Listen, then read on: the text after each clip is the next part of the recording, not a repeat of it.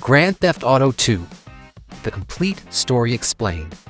The story begins in Anywhere City, a sprawling metropolis consumed by crime, corruption, and gang warfare. Law enforcement struggles to keep order as powerful criminal organizations constantly battle one another for territory, money, and influence. Every district of the city is controlled by rival factions, each willing to kill anyone who stands in their way. The protagonist is Claude Speed, a skilled but unknown criminal searching for an opportunity to make a name for himself. Unlike later GTA protagonists, Claude speaks very little, but he's ambitious, fearless, and willing to work for anyone who pays. He has no loyalty to any single organization. His only objective is to become the most powerful and successful criminal in Anywhere City.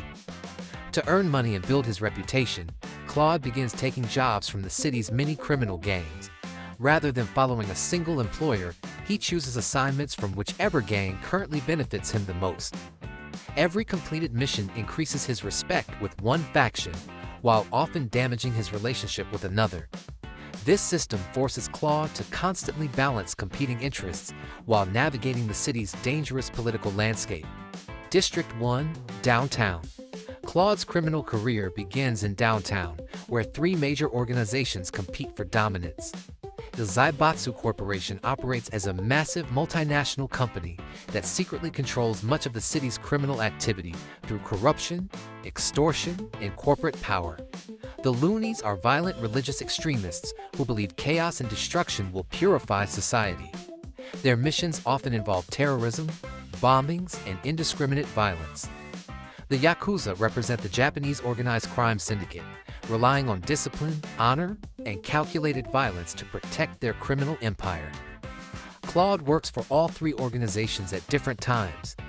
He steals luxury vehicles, transports illegal goods, eliminates rival gang members, destroys enemy businesses, carries out assassinations, escorts valuable cargo, plants explosives, and robs valuable shipments.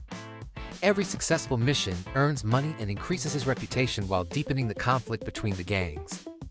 By the time Claude leaves downtown, every organization recognizes him as one of the city's most capable professional criminals. District 2, Residential District.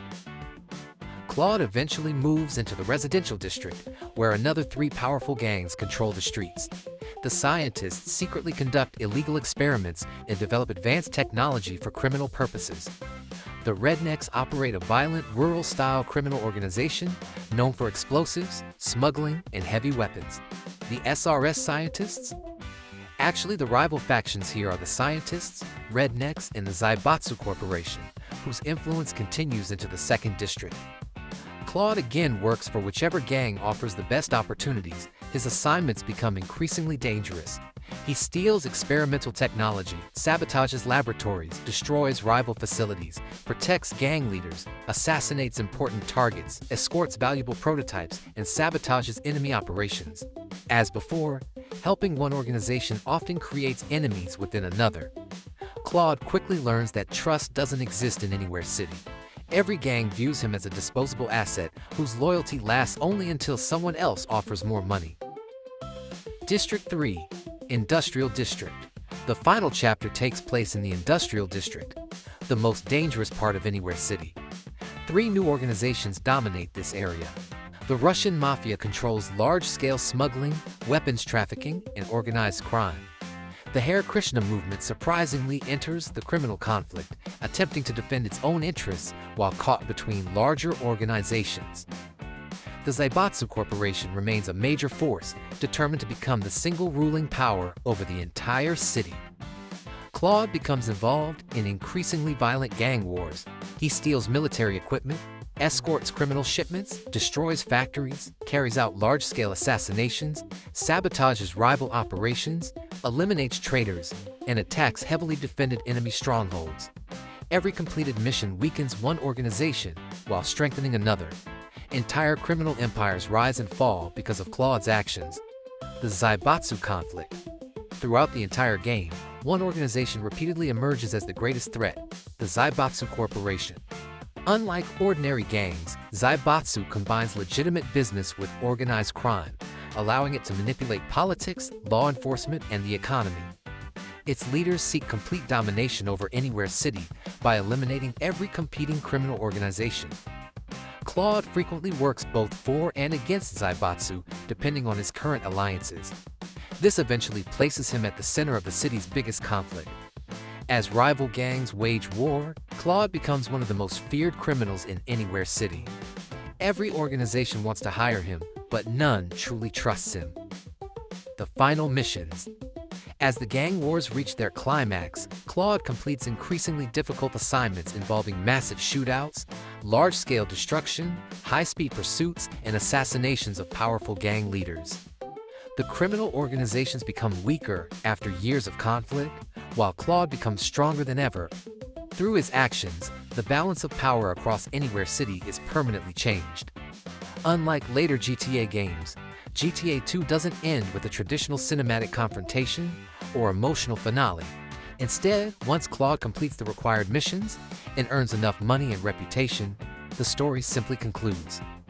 Claude survives the gang wars and establishes himself as one of Anywhere City's greatest criminals. Although many gang leaders have fallen, corruption and organized crime continue to dominate the city, leaving the future uncertain. The live-action introduction. One of GTA 2's most memorable story elements is its official live-action opening film, GTA 2 the Movie. It shows Claude Speed driving through Anywhere City while completing criminal jobs.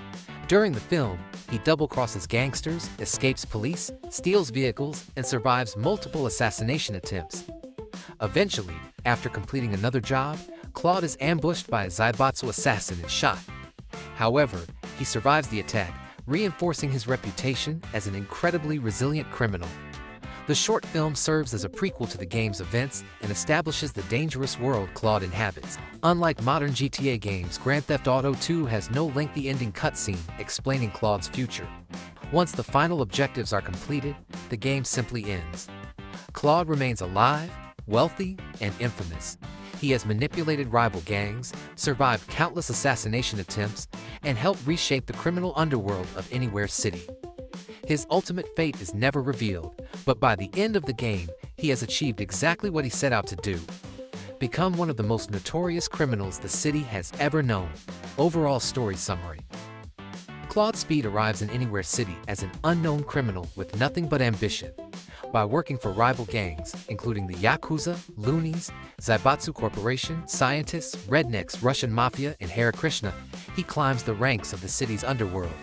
Through theft, assassination, sabotage, smuggling, gang warfare, and constant betrayal, he becomes the most feared mercenary in the city. In the end, there is no hero, no redemption, and no clear winner. Only a survivor who thrives in a world where loyalty means nothing and power belongs to whoever can take it.